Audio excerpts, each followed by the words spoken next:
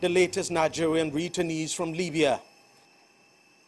This is the fourth batch of Nigerian migrants to be flown back into the country this year alone. Over 3,000 have so far been brought back home in 2018. Much more are still being expected.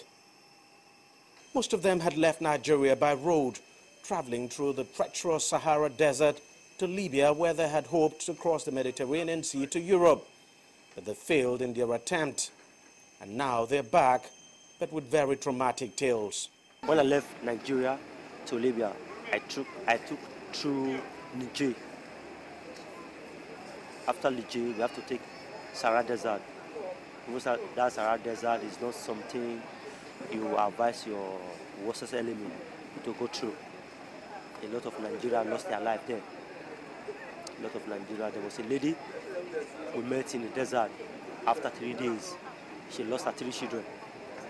After 3 days, she lost her life as well. Even a friend of mine lost his life.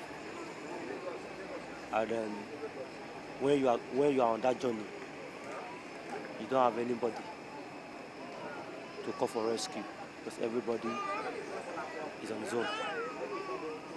And I will have to advise my fellow brothers, my fellow youths, that they should just try and manage whatsoever they have. At least they should be contented with what they have. When there is life, there is hope. Thousands of Nigerians are just wasting their life over there.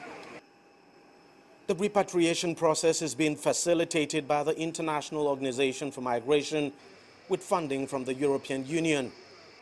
The returnees will hereafter go through a rehabilitation process to enable them reintegrate into society.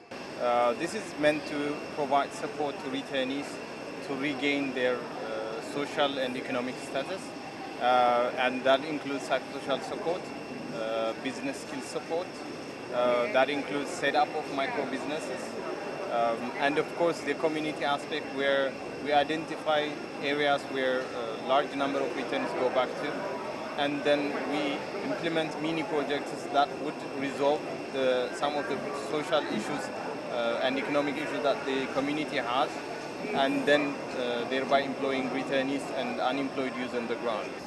We have plans for them too. Some will want to go back to school. We've actually been able to send some of our returnees to school, and they're doing very well. So those that signify their intention to return back to school, they will be sent to school. Over 7,000 Nigerian migrants have been brought back home from Libya since last year. Many more are reportedly still being held in various detention camps in that country.